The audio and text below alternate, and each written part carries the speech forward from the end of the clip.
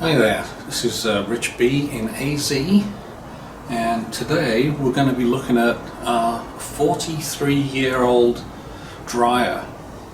Yeah, I know, first world problem. Most people have washing lines, but we're not allowed to have one of those. So we have a dryer.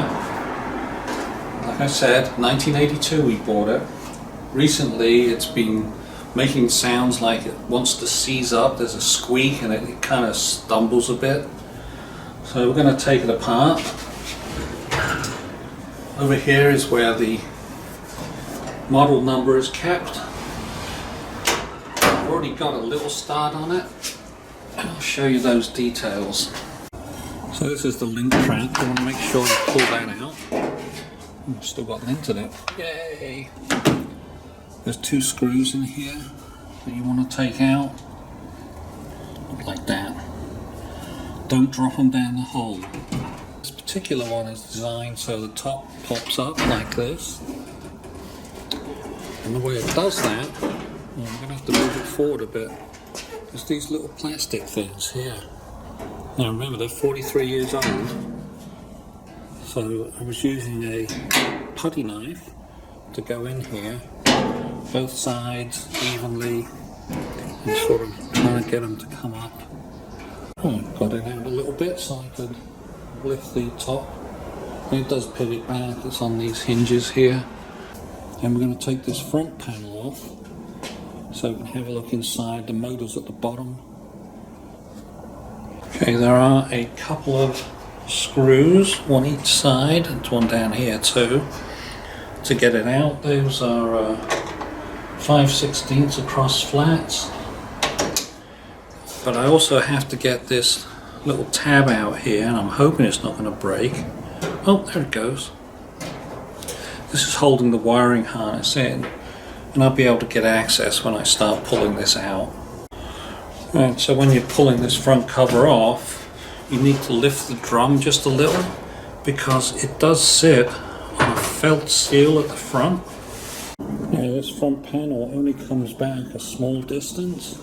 To get it off, you have to lift it. There's a hook at the bottom, goes in that hole there. Same both sides, so you have to lift it, and then the front panel will come off. Okay, so as you can see, I've got the drum temporarily supported at the front. Back here, of course, you can see the motor. Way in the back there, up at the top, see the back here? There's a coaster wheel that sits on the back of the drum. And there's a similar one on the other side, quite a bit more obvious, and that helps support the back of the drum. The rest of it runs on those felt seals. So my plan is to unhook the belt that wraps around the motor with this belt tensioner here and take the drum out. Just get it out of the way so I can see what's going on in there. I've got the belt off. I just used a finger to unhook it. Hopefully I can get it back on the side. Also this idler pulley, as you can see, it just moves away. I'll just put it over the side there for the time being.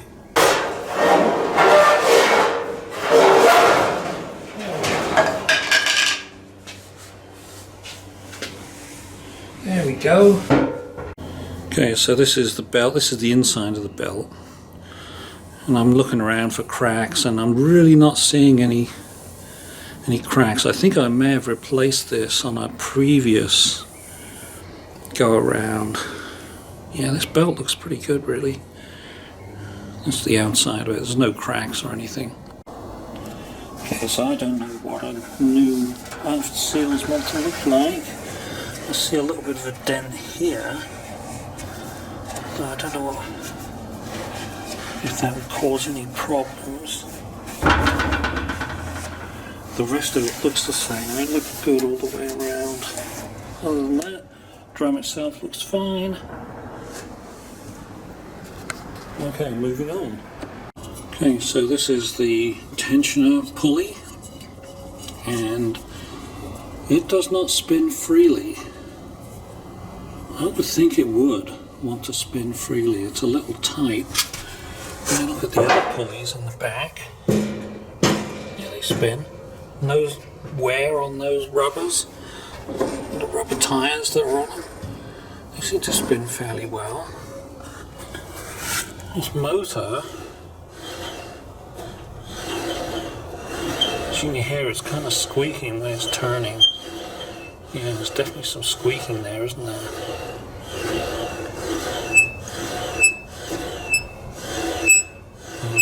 Wonder if there's a bearing in there or something that's going. That's kind of the squeak we could hear.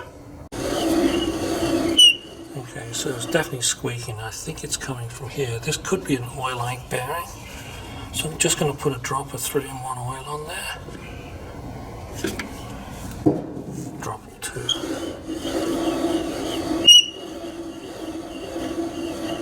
Well, it does look as though I'm going to have to get into the back to see the fan that's down in this bottom corner. Okay, so I've got the back on. And I took out 4 screws that were holding in this duct. And it's about as far as it comes out because it's part of that top piece here. So it kind of doesn't want to really get out of there. But the interesting thing is, there's no exposed nut on this. So now I'm wondering how is the motor held into it. Yay! I'll look on the other side. So I was actually able to get the motor out. It's a left-hand thread, and you can get it from this side as well, which I didn't record, should have. But I thought I would have to do it from the back. I did get the blower out the back. There wasn't a lot of dirt around there. But oh, where did all that come from? It was stuck in the bottom of this, on this side, right there. So now, I'm kind of glad I took that off.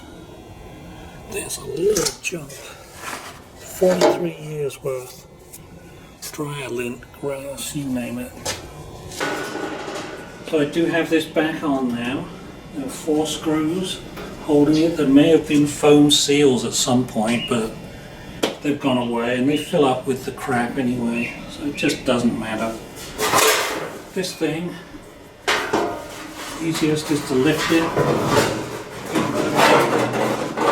split it, and then you can put this screw at the top. These are the prices. I'm getting them from repairclinic.com. We tried a few appliance repair places locally, and there's pretty much nothing available. Amazon had some, but some of those parts looked sketchy. They didn't look the same, so the odds of them fitting are small, and I don't want to get stuck in a return loop. So yeah, these look a bit pricey, but I know they're going to fit, and these are the bits I want. I did find this information online, which I wrote down on this paper. I think the most important bit is going to be how to connect the wires to the socket style connection that is going to be on the new motor when it arrives. So I do have a photograph of where all these wires connect to.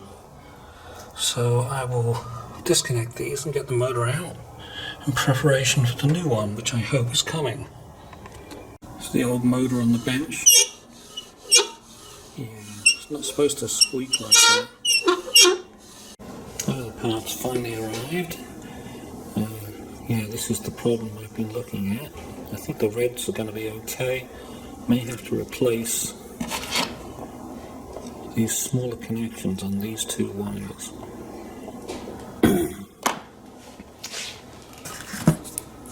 Look, it spins. Yay. This is the seal that goes on the door. There's no instructions came with it. This is the seal that goes on the back of the rim. It has glue that comes with it. Again, no instructions. I might just have a look online for them. Right, this is the other door seal, which is a rubber channel, which is clearly not that. So I have the wrong part. So this is the new felt seal. We just stretched it over the top of the old one, which is underneath. And it does seem to be the right size. Okay, so this seal appears to be correct. And I'm looking at the old seal here, and it has the red stitching towards the bottom. Okay, so it would fit that way up when we put it on. So I'm peeling this off using a putty knife. And just work my way around. And another way, when you get enough slack on this thing, you can just start peeling it up.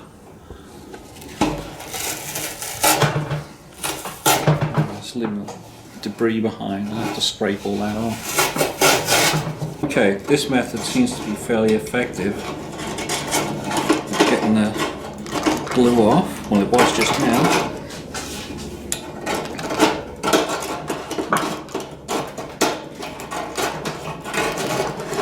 It may look a bit gammy-handed, but I'm cutting away from my hand, not into it.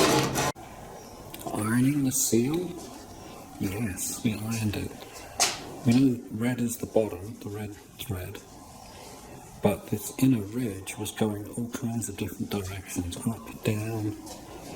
So we turned it over and just went around it with a steam iron, fairly low temperature, and made it so that it all points downwards.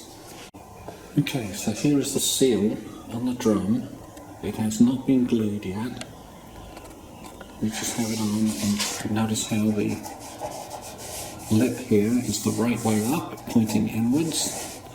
And I think I want to change the way we're gluing it. I would like to just come in, lift an edge like that, put the glue on, and then put it back down. And I just keep moving around. So we're going to do that. This is after we've glued it on. And since we've glued on in just the right position, so a bit of the glue running out here, but it's fine. The belt runs way over here, so no problem. Doing a couple of things in prep.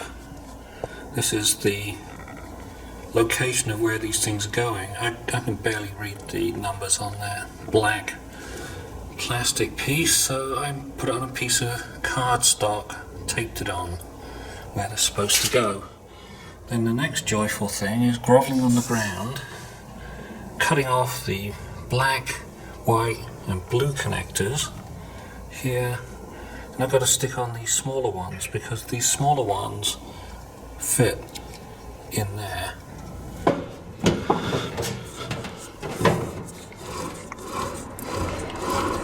Here he comes. Okay, let's see if I can get both mounts on. The back mount is on, but the front one isn't.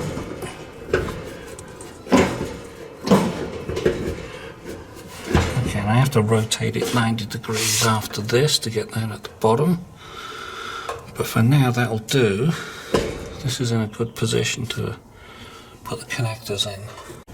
So I was able to take this screw out of here, the switch, because that's where the ground is, and it does fit the old wire hole nicely. It's one of those Star Torx heads, so I'll get it in just a little bit, but I won't tighten it yet because I still have to get the motor in the correct position. Okay, so I did get the back one on, and the front one is also on the mount, and there's a little divot underneath right there. It's in the correct position. That stops it rotating. Kind of important. So all I've got to do is put the motor clips on and hold the motor down.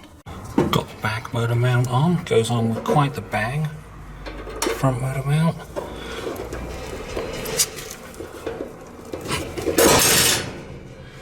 That didn't go on, did it? Let's try it again this way. See if this works. Oh, there we go. That looked like a better method. Right, adjust all wrenches on the fan at the back. This is actually a 22mm. So, wow, just a little tweak, that'll do. Nothing hard, no massive torque, it's self-tightening. So this is the door switch wiring, just made up a little jumper. Okay, so it's all plugged in, got it on air fluff, and that's what the clock is doing, it's ticking down. And we want to see that spin anti-clockwise, counterclockwise. As soon as I hit the start button. And it did. So on the wiring harness I just added a couple of twist ties, just to make sure that they, or tie wraps rather, that's the correct word. Just snip these ends off.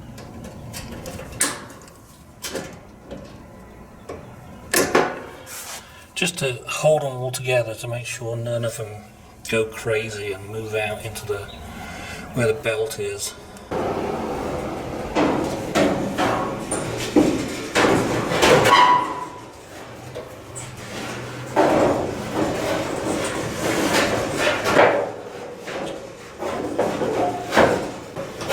There we go.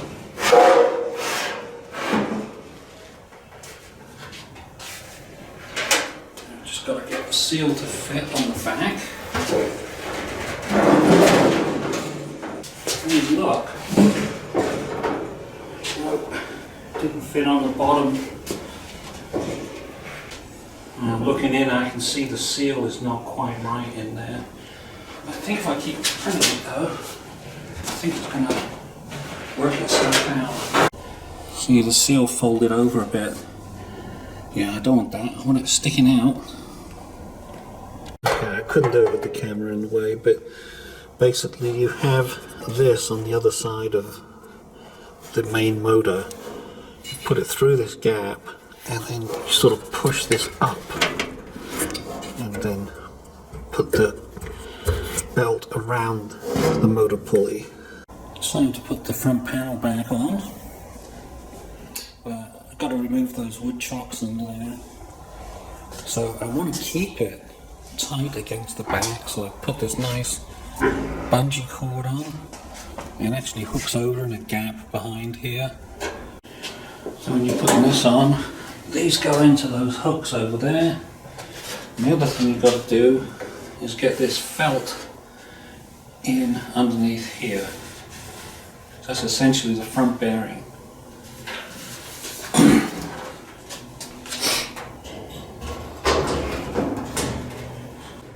Okay, there's that one.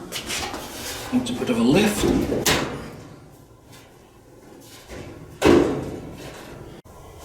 And these are the two screws that are holding the panel. And it's really holding the whole thing together. Just two little screws, sheet metal screws. This is the next thing to go back on, the door switch. And the door switch is a little hard to get to once you put the screws on. If I'd have remembered, I'd have put it back, the wiring back on before. Okay, so one last piece is that little plastic clip, which I didn't break. The lid down.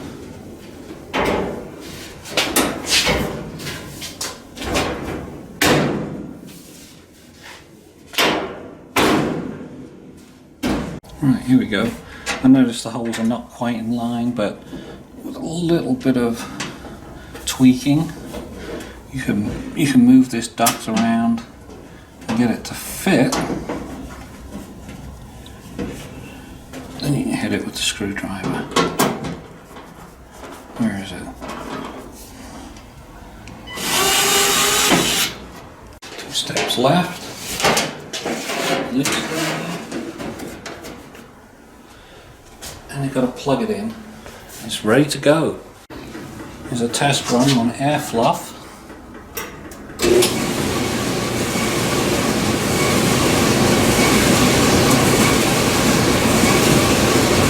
Seems to be working.